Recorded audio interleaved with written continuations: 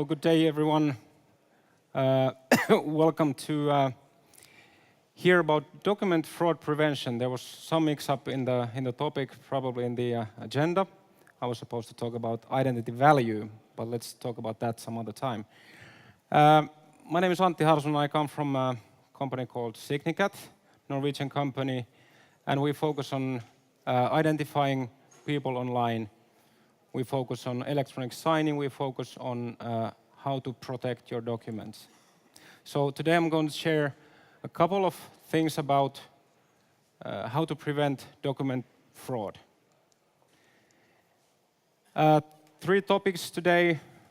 First of all, introduction to document forgery. Why should you care? Second, how do we use electronic seals to protect the documents? And then finally, some applications to how we do it in real life. So this doesn't go into very details, and after the session you can find us next to a KPMG booth over there. So come and talk to us. First of all, I got a letter from a friend from Africa, saying that they found a new species there. And Tom sent me this picture, and I wasn't really sure if Tom is talking the truth or not. So how do you tell the difference if it's a fake or not? There's some good photoshopping, not in this picture, but in general. Another example would be, say, any diploma, any kind of proof of your studies, whatnot. We have good examples from Finland a couple of years back from a fake doctor doing his profession for a couple of years before he got caught. So he had forged the diploma and whatnot. It's a massive industry. It's a massive business to fake, for example, diplomas. 15 million results in Google. Why should you care? You're sending an invoice from your services to another party, and there's a middleman changing the IBAN number. How do you notice the difference on the other end?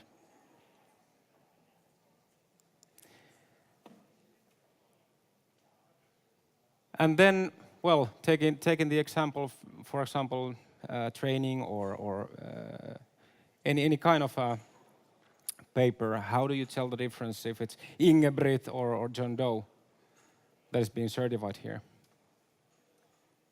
And can you trust that? Electronic seals to prevent document forgery. And seals here don't mean the animal. So in the paper world, we are used to have original copy of the, for example, an agreement. Who has the original? So how do we know in a digital world what is original, or is there an original? Well, you can say that all sealed documents, you can send a copy to each and every one. Every single copy is original.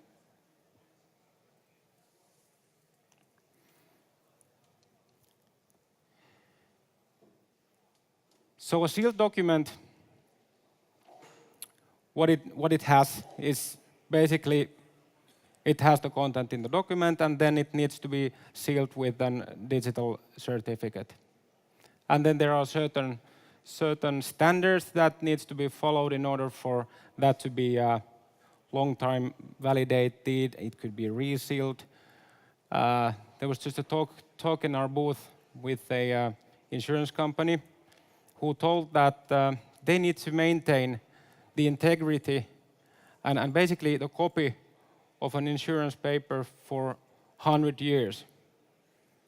So say they have some rule that after a person has deceased, there's a certain amount of time that you still need to keep the original copy. So what if the original is not the original?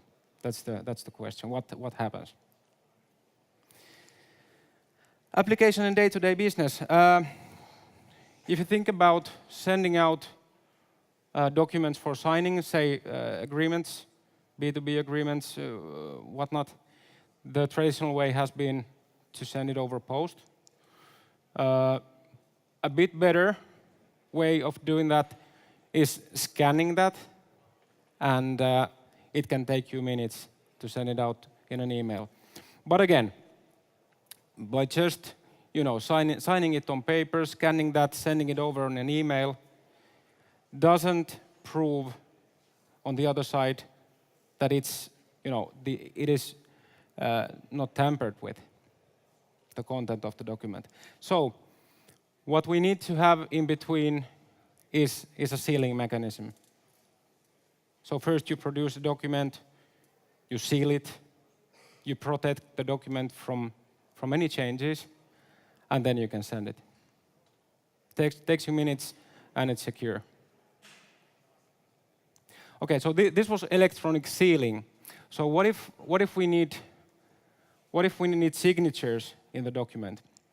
Then we need to append the process a bit.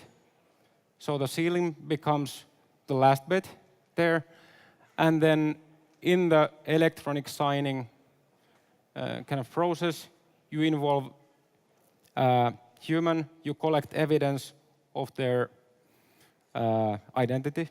Say you need to have a passport, you can use bank ID or any other electronic means to prove your identity online.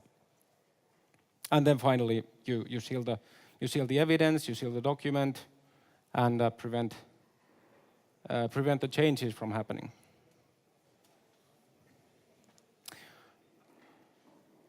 Yeah, and in the Nordics, of course, we are very accustomed to use bank IDs, mobile IDs, mobiilivarmenne, etc. for what we call strong identification. And finally, you get a sealed document, and after sealing the document, of course, there's a time span, as we all know, on certificates. When they expire, they become vulnerable at some point. They are being hacked. They can be altered with. So then, what you need to do is resealing.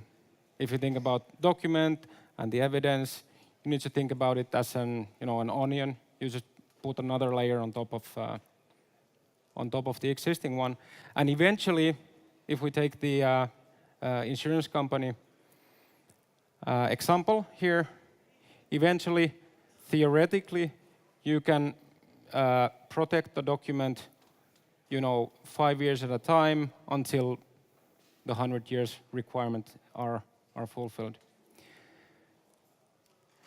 Good. So, how can I tell the difference? If you're using right tools at the right time in place, I could tell Tom that, Tom, the picture you're sending me, that's a fake.